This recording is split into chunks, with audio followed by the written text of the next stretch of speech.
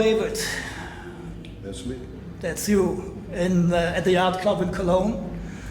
And I just want to ask you some very short questions about music, not about when you have seen the ocean first. You don't want to know about my dogs? Okay. No. If you want to tell me something about your dogs, it's okay. No, I read about you. You are in the music business for almost 50 years now. And 50 years. Yeah. That's a You lot started of years. 63, somewhere in 63?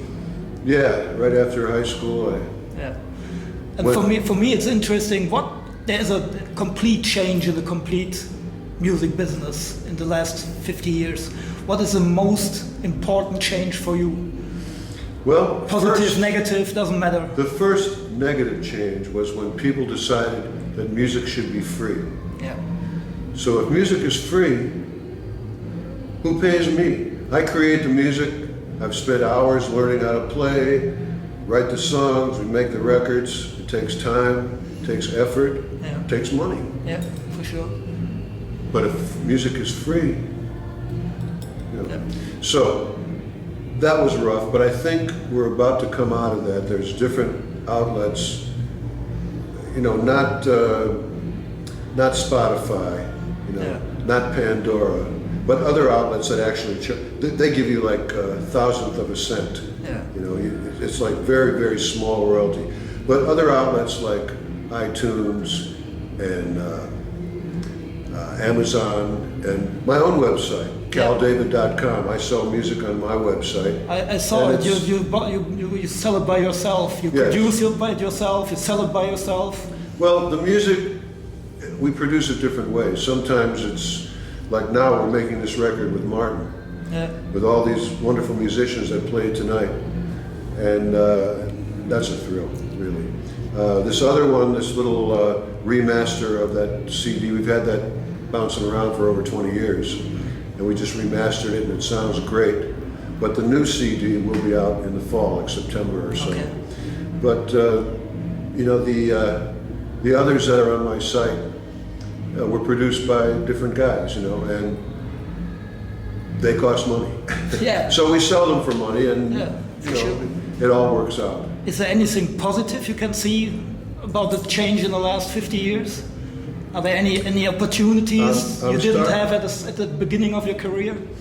Well, I'm seeing a lot more now than I did when I first started out. When I first started out, I figured I'd play the guitar and I'd meet girls and just have a lot of fun and rock and roll. And it was that. It was a lot of that. But when I got serious about it, I realized that I could actually go on the road and make a living and have a life that way. And I've just done that all my life.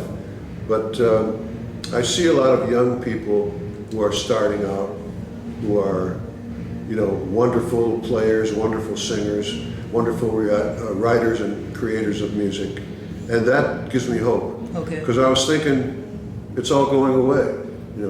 Who's going to carry the torch? Who's going to pass it on? But I see these new young artists come up, and it excites me that they're doing it, and they're doing it big time. And I learn from them. I see how they market themselves, where they go to sell their music, and it's a very exciting time now because there's a lot of new people coming up, and we're making music. Yeah. Do you use some of the new technologies? Well, yeah. Just produce. Nowadays, it's not a problem to produce your music at home with a PC. Well, years ago, when I was making records, at first, you'd have to go into a recording studio that cost many millions of dollars, and now everybody's got a studio in their house for like 10 or 20,000.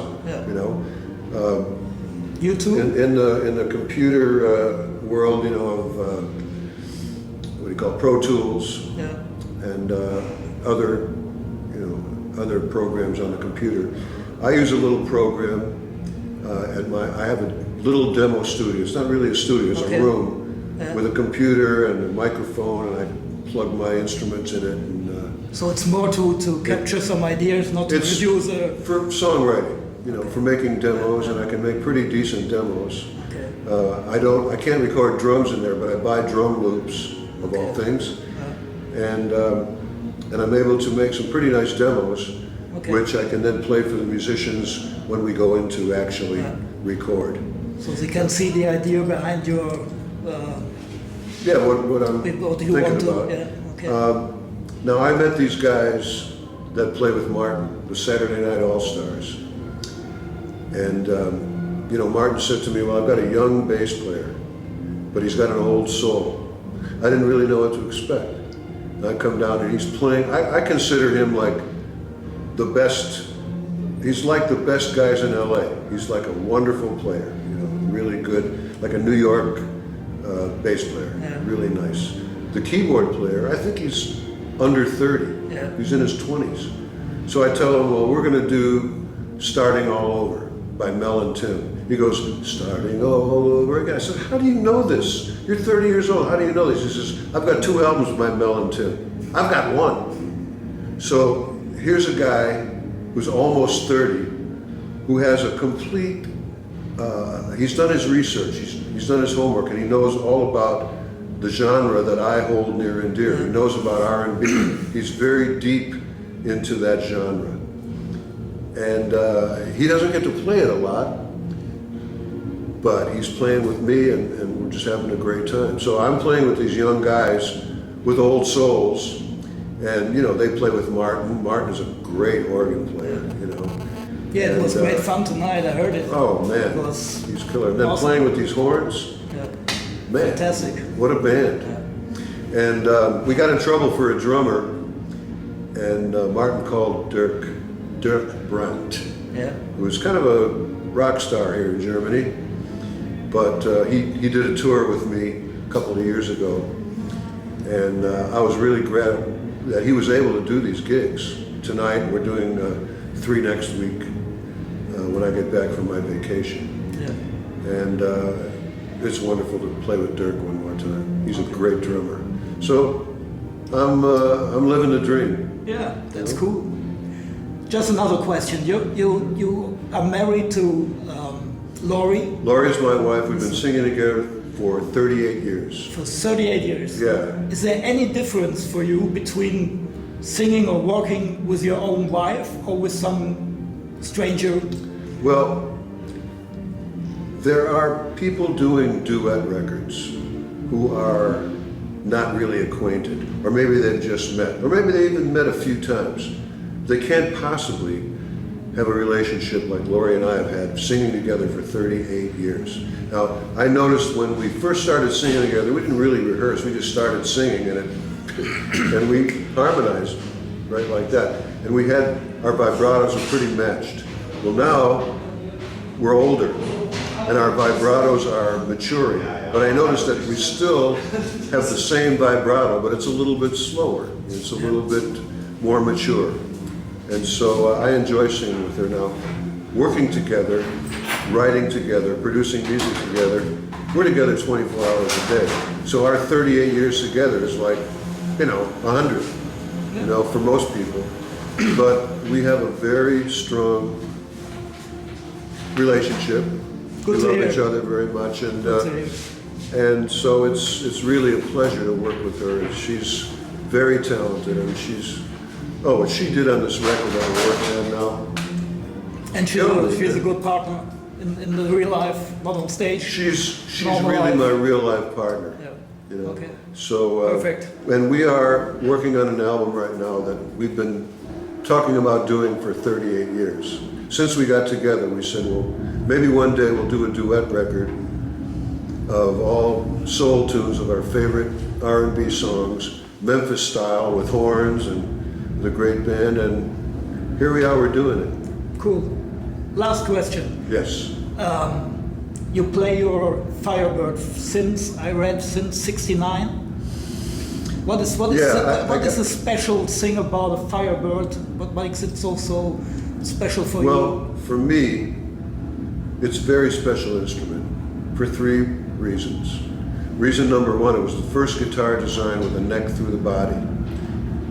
It's one piece of wood from the tailpiece, from the headstock, all the way to the strap holder, Okay. and then they glue on the wings. So it makes it very resonant. When you hit a string, even when it's not plugged in, it's loud because that's a resonating guitar. Okay. Two, the Firebird pickups were designed for that instrument, and they're unique. They're sort of a lot more common now, but I remember when the only guitar that had them was a Gibson Firebird. Okay, and the third special thing about that guitar is the tuning pegs. The tuners are banjo tuners. Okay. And instead of a 6-to-1 ratio, you got a 12-to-1 ratio. So it turns very slowly, and you get a very accurate tuning. So those three things are very special. But the fourth thing is, my guitar has the mojo, man. Me and that guitar have been around the world, Okay. and we're going again. It's always the same since '69. Well, Or are there different? I'll different tell you what models? happened. A little short story. I know you have limited time. The last gig I had on this tour before we came to Germany was at a theater in Connecticut. And for the first time in a long, long time, I checked it in baggage. I let the airlines take my guitar. I get to the theater, 4 o'clock, sound check, got a show at 8. Open up the case, and they broke my guitar. No. They broke the headstock off. I mean, I cried a tear. I looked in that case and I went, oh my God, that's horrible. And then I realized, I don't have a guitar for tonight, you know? So people started making calls to me. I got a 65 Firebird, which isn't exactly like mine. Mine is a 64. The 63s and the 64s are special. 65 they changed, but still Firebird, and I played the show. Okay, and then there was another guitar that was brought to me, and this guy says to me, I have a great guitar builder, builds guitars for George Benson, and you can take your guitar to him, he'll heal it for you. Okay. He'll make it new. And he did it? He said that he would be able to fix it. It's still at his shop. Okay. But what happened to me was the very next day after my concert, and I didn't know what I was going to do for this tour. I thought I would have to borrow a guitar. I'm in a music store. I wanted to pick up a present for a friend of mine, for a musical friend. And I didn't find any. I wanted to get a strap or a pedal or something. But the guy knew me at the store. He says to me, hey, Kal, check out this guitar. On the floor was a case. He flips it open. There's a Firebird in it. He said, you like this guitar? I said, what's the story? He said, well, the piano teacher that teaches piano here, she's selling this. Give her a call. So I called her up. I offered her a price. We agreed on a price. I bought that guitar that day and took it to this guitar builder. I said to him, well, this guitar has some issues. It's nice, but it has some issues. He said, I can do a fret job on this guitar. I said, I got a show tonight in 3 hours. He said, I can do a fret job in 3 hours. Cool. He did the frets, he crowned them like butter. It plays like butter. And I did that show that night on that guitar, and that's the guitar I brought. It's new to me. I've only had it for a few weeks. It's the one we saw tonight. The one tonight. Yeah. But I needed something to play on this record album. Yeah. And I thought, well, I'm going to have to borrow It's a a guitar. 64? It's not a 64. It's a 70s guitar. Okay. Unlike my other Firebird, it's a 70s guitar. But it's got something about it. It's got, you know, Spirit. it's got that mojo. It's like the woman had it, her husband played it for a lot of years, and then it was in the Camera club. has it. So I have this guitar now, and I have a Firebird that I've used on the record album. Cool. I also used that blue Telly, which belongs to my friend Yeah. Michael Lau. He let me use it. He's let me use guitars before. He has many guitars. And with those two guitars, I made this album. And well, one thing I'm going to do when I get back home is I'm going to buy a Telly. I'm going to buy a Fender Telecaster. Okay. So that I can play these songs like they should be played, that I've just recorded. Cool. And you know, it